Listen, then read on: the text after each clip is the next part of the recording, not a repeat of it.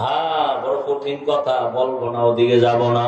পর্দার আড়ালের আম্মা জানেরা, বোনেরা, শুধু কি তাই, ইতিহাস পড়েন, দুনিয়াতে কোরআনের তাফসীর করনেওয়ালাদের মধ্যে শ্রেষ্ঠ, পৃথিবীর প্রথম তাফসীর করনেওয়ালা আম্মা জান আয়েশা। এমন ইলম আল্লাহ দান করেছেন। সেই আম্মা জান একদিন একটা ঘটনা বলতেছেন, আমি প্রায় সময় দেখি রহমতের নবী আমার রুমের মধ্যে বসে বসে মাঝে মাঝেই দেখতাম গুনগুন করে কান্না করেন। আমি ভয় পেয়ে যাইতাম, আমার বয়স কম, না জানি কোনো বেয়াদবি হয়ে গেল নাকি। আমি মাঝে মাঝে রাসূলকে জিজ্ঞাসা করতাম, ইয়া রাসূলুল্লাহ, আপনি আমার রুমে বসে কাঁদেন কেন? কোনো বেয়াদবি হয়েছে নাকি? নবী বলেন, ও আয়েশা, কোনো বেয়াদবি হয় না রে আয়েশা, তুমি কিসের বেয়াদবি করবা? কার বয়স কম? বলে না, তুমি কি সাধারণ কোন নারীর মতো নাকি? তোমার যে আমার আল্লাহর মাধ্যমে, আল্লাহর ওয়াদারে তোমার সাথে আমার বিবাহ হয়েছে, তোমার দ্বারা কেন বেয়াদবি হবে? তবে নবী আপনি কাঁদেন কেন? মায়ার নবী বলেন, ও আয়েশা, দুইটা কথা যখন আমার মনে পড়ে আমি চোখের পানি ধরে রাখতে পারি না। এক, ও আয়েশা, তুমি তো জানো না, আমার জীবন ছিল একটা কঠিন, এক হালাত ছিল আমার এক দুঃখে কষ্টের জীবন ছিল। আমি দুনিয়াতে এসে একদিন আব্বা বলে ডাক দিতে পারি নাই। 6 বছর আমি মা হারা, আমার আপন আত্মীয় সব আমার দুশ্মন। 8 বছরে আমার দাদা চলে গেলেন। আমার চাচা আবু তালিব, তিনিও কিন্তু কালেমার পক্ষের না। ওই সময়, ও আয়েশা জানো না, আরবের মানুষগুলো আমার বিরুদ্ধে। আরবের মানুষ নারী পছন্দ করে না, কন্যা পছন্দ করে না, বাবা নিজের কন্যাকে মেরে ফেলে জ্যান্ত। এমন কঠিন হালাত। ওই সময় দয়াময় আল্লাহ আমাকে এক নিয়ামত দান করেছিলেন। আমার এক সঙ্গী ছিল খাদিজাতুল কুবরা রাদিয়াল্লাহু আনহা। ওই খাদিজার কথা মাঝে মাঝে যখন আমার মনে আসে, আয়েশা, আমি চোখের পানি ধরে রাখতে পারি না। কারণ আমার ওই বিপদ মুহূর্তে আমার জীবনটা বড় কষ্টের। আরবের মধ্যে টাকাওয়ালা ধনী ছিল তখন ওই খাদিজা।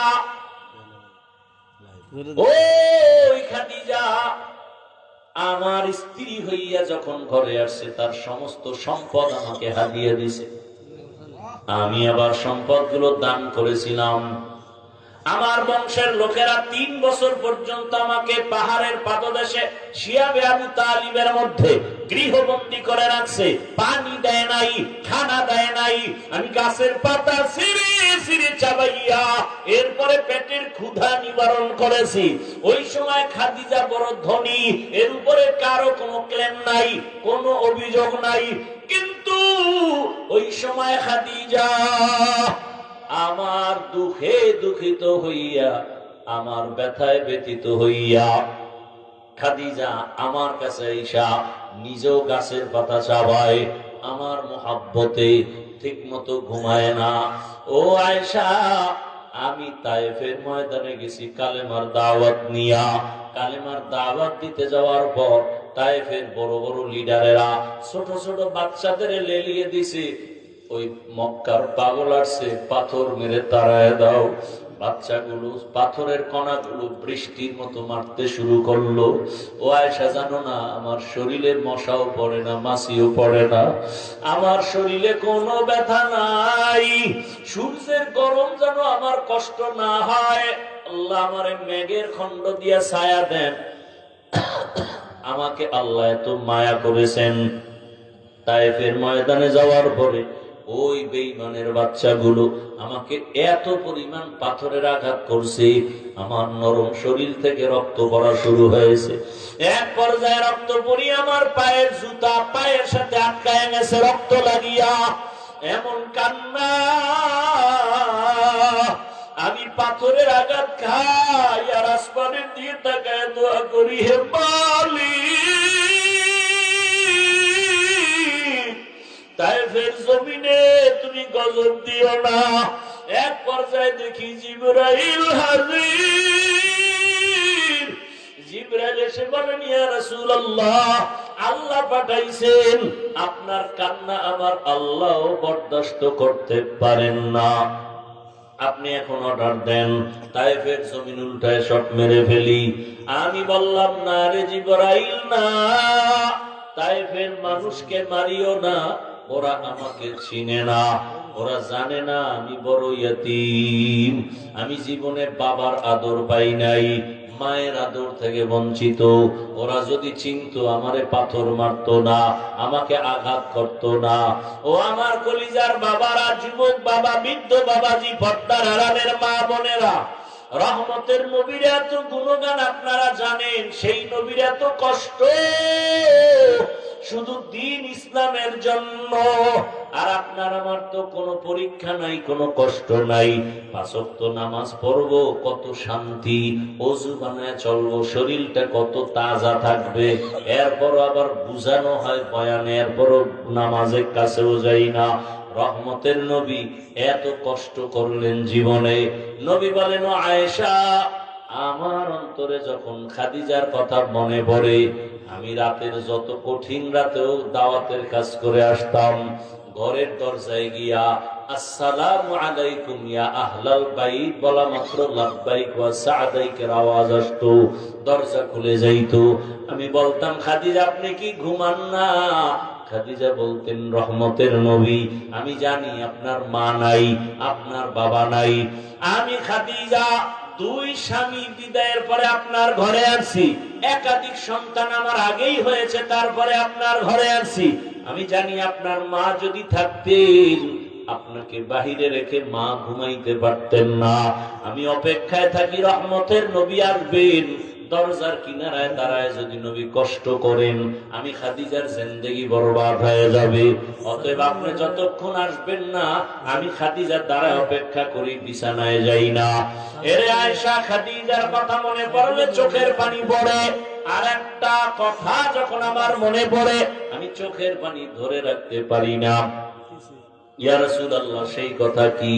বলে, আল্লাহ বারবার যে ভয়টা দেখাইছেন, আল্লাহর আদালতের ভয়, হাসরের ময়দানের ভয়, ওই ভয়টা যখন আসে আমি চোখের পানি ধরে রাখতে পারি না। ওই হাসরের ময়দানটা কত ভয়ঙ্কর হবে, আল্লাহর আদালত কত ভয়ঙ্কর। হাসরের ময়দানে নারী পুরুষ সবাই উলঙ্গ দাঁড়াবে। সব আম্মাজান বলেন, এত উলঙ্গ সবাই যদি হয় লজ্জা করবে না? আল্লাহর নবী বলেন, আয়েশা, হাসরের ময়দানটা কত কঠিন হবে জানো? সূর্যটা নিচে নেমে আসবে, সূর্যের গরমে মাটির জমিনটা তামা হয়ে যাবে। অন্যদিকে জাহান্নামের আওয়াজ, জাহান্নামের আওয়াজে হাসরের ময়দানটা থরথর করে কাঁপতে থাকবে। এমন অবস্থা, মানুষের মাথার মগজগুলো ভাতের মারের মতো ফুটবে। গুনাহগারদের এমন কষ্ট, কেউ কারো দিকে তাকানোর পর্যন্ত সময় হবে না। এমন অবস্থা হবে, আল্লাহ নিজে রাগ হয়ে যাবেন।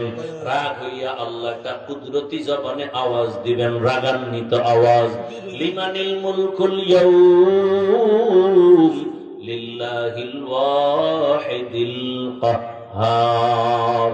আল্লাহ তাআলার কুদরতি জবানের রাগান্বিত আওয়াজে হাসরের মাঠ থরথর করে উঠবে। আল্লাহ পাক এমন আওয়াজ দিবেন, কারো কোনো জবাব চলবে না। এমন হালাত অবস্থা দেখিয়া নবীদের যাদের গুনাহ নাই তারাও কান্না শুরু করবেন। ইব্রাহিম নবী কান্না করবেন, ইসমাইল নবী কান্না করবেন, দাউদ নবী, আদম নবী, ঈসা নবী, মুসা নবীর কান্না। ও আয়েশা, তখন আমার ভয় হয় আমার উম্মত, আমার আমার উম্মতের কি উপায় হবে, আমি সেই ভয়ে চোখের পানি ছেড়ে কান্না করি।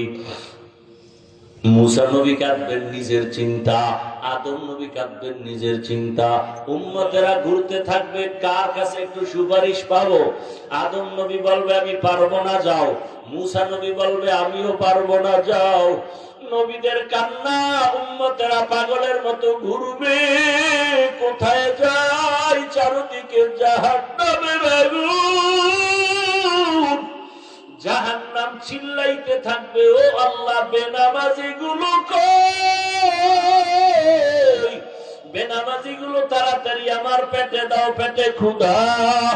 আল্লাহ বলবে 70,000 শিকল জাহান্নামের গলায় লাগাইয়া ফেরেশতারা পেছনে টানিয়া ধর, বিচার শেষ করিয়া তারপরে আমি জাহান্নামকে খুশি করব। 70,000 ফেরেশতারা 70,000 শিকল লাগায় টানবে, ধরে রাখতে পারবে না। জাহান্নামের চিৎকারে হাসরের মাঠ থরথর করে কাঁপতে থাকবে। নবী বলেন আয়েশা, ওই সময় আমি নবীও সহ্য করতে না পারিয়া আল্লাহর কুদরতের সামনে মাকামে মাহমুদে সিজদায় পড়ে কান্না শুরু করব। মুসা নবী নিজের চিন্তায় কাঁদবেন, ঈসা নবী নিজের চিন্তায়, আদম নবী নিজের চিন্তায়, নূহ নবী নিজের চিন্তায়, ইব্রাহিম নবী নিজের চিন্তায় কান্না করবেন। আর আমি একা আল্লাহর দরবারে একটাই কান্না আর আওয়াজ, আল্লাহ আমার উম্মতের বাঁচাও।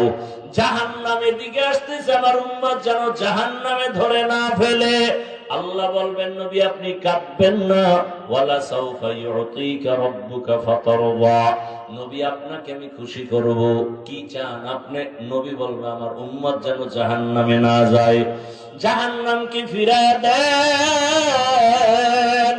আল্লাহ তখন একটু কুদরতের পানি দিয়া ফেরেশতাকে বলবে জাহান্নামের গায়ে ছিটায় দাও। জাহান্নামের গায়ে দেওয়া মাত্র জাহান্নামটা দ্রুত গতিতে পেছনে যাবে। ফেরেশতারা বলবে হো আল্লাহ, এতক্ষণ আমরা 70,000 শিকল লাগাইয়া যেই জাহান্নামকে ধরে রাখতে পারি না, এখন আপনি একটু পানি দেওয়া মাত্র জাহান্নাম দ্রুত পিছনে যায়।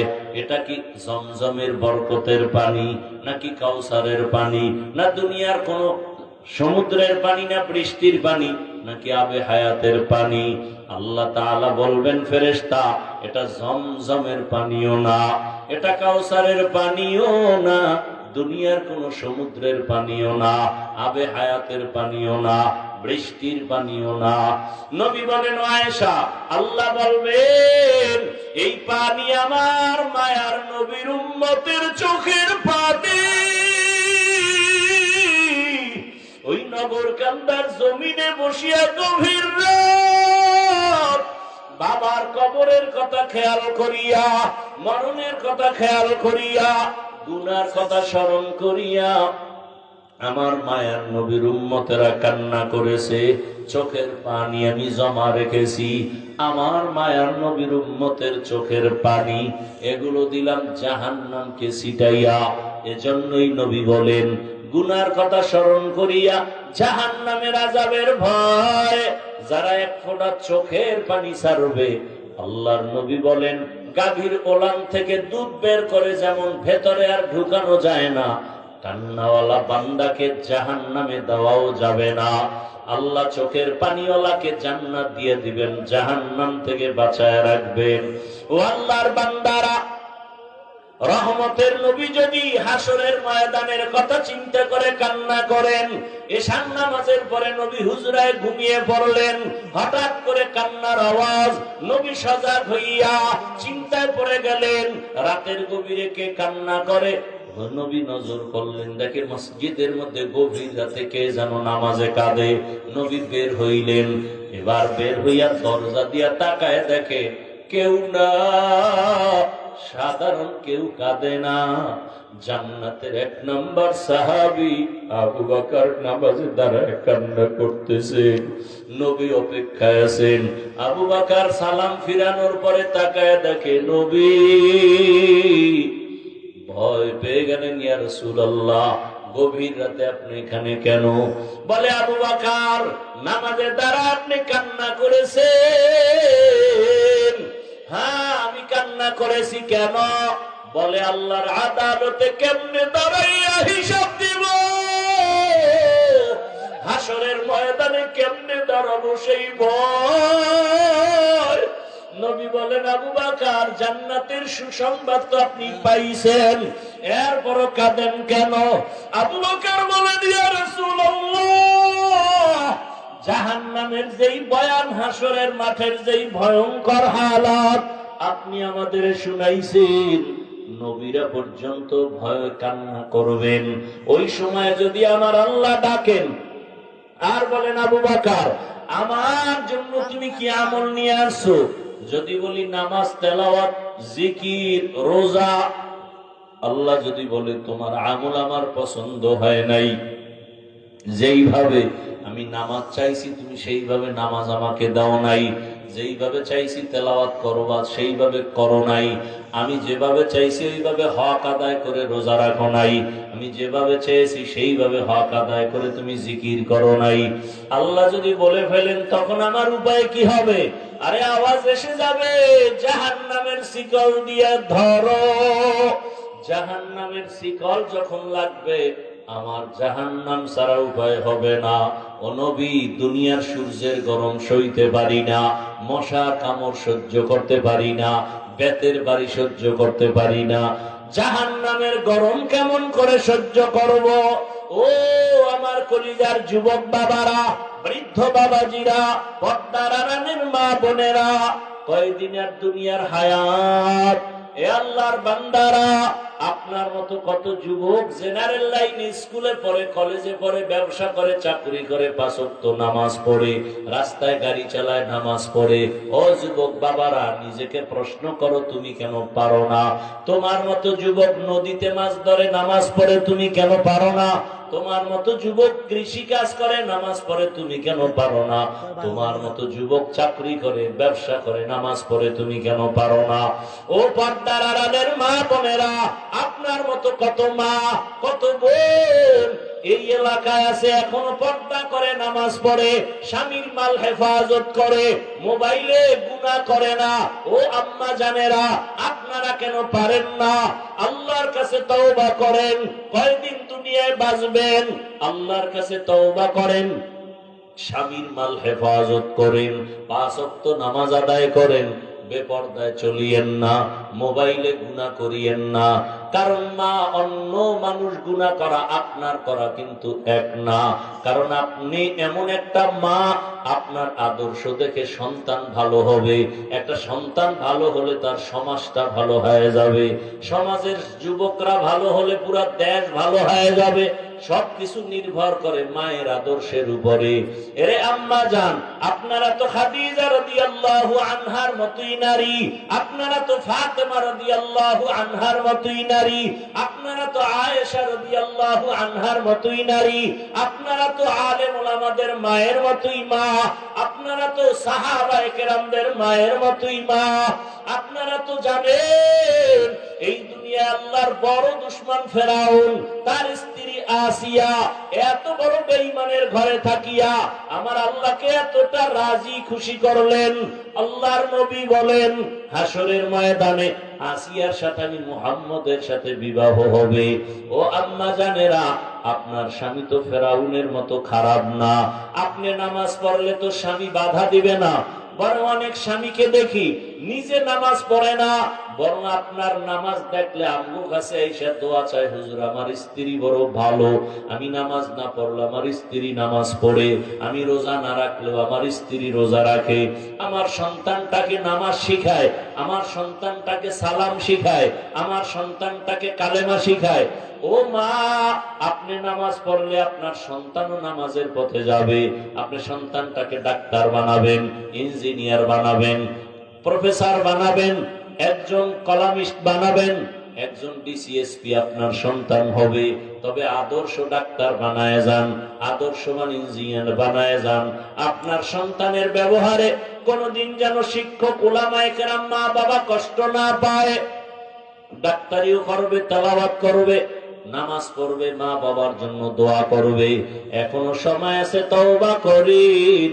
মনে মনে আমার আল্লাহকে ডাকেন আর বলেন, হে আল্লাহ, জীবনে কত গুনাহ করেছি, আজকে থেকে বেপরদায় চলবো না, মোবাইলে সময় নষ্ট করব না, স্বামীর মাল খেয়ানত করব না, 5 ওয়াক্ত নামাজ পড়বো। ও আমার যুবক বাবারা, আল্লাহর কাছে তওবা করো। রাতের গভীরে কত গুনাহ তুমি করেছো, হাতের গুনাহ, চোখের গুনাহ, জবানের গুনাহ, অন্তরের গুনাহ। আল্লাহর কাছে মনে মনে তওবা করো, হে মালিক, জীবনে আর দাড়ি কাটবো না, নামাজ ছাড়বো না, বেপরদায় চলবো না, মা বাবাকে কষ্ট দিব না, বদদোয়া নিব না, শিক্ষকের সাথে বেয়াদবি করব না, বদদোয়া নিব না, উলামায়ে কেরামের দোয়া পরামর্শ নিয়া, নবীর আদর্শ মানিয়ে জীবনটাকে কাটাবো। তওবা করার মতো যদি অন্তর থাকে, অন্তরে মুনাফিকি না থাকে, খাঁটি তওবার নিয়ত যাদের আছে, দুটো হাত আল্লাহকে দেখাইয়া দাও। আয় আল্লাহ, হাতগুলো কবুল করে নেন, তওবা কবুল করে নেন, তওবার উপরে মজবুত হইয়া চলার মতো তৌফিক দান করেন, আমিন। আলহামদুলিল্লাহি রাব্বিল আলামিন, ওয়াসসালাতু ওয়াসসালামু আলা সাইয়্যিদিল আম্বিয়াই ওয়াল মুরসালিন ওয়া আলা আলিহি ওয়া আসহাবিহি আজমাইন। ইয়া আরহামার রাহিমিন, ইয়া আরহামার রাহিমিন, ইয়া আরহামার রাহিমিন, ইয়া হাইয়্যু ইয়া হালিমু ইয়া আজিজু ইয়া কারীম, বিহাক্কি ইয়্যাকা না'বুদু ওয়া ইয়্যাকা নাস্তাঈন। রব্বিরহামহুমা কামা রাব্বায়ানি সগীরা। আল্লাহুম্মা ইন্নাকা আফুউন কারীম তুহিব্বুল আফওয়া ফা'ফু আন্না। আল্লাহুম্মা ইন্না নাসআলুকা রিযাকা ওয়াল জান্নাহ ওয়া নাউযু বিকা মিন সাখাতিকা ওয়ান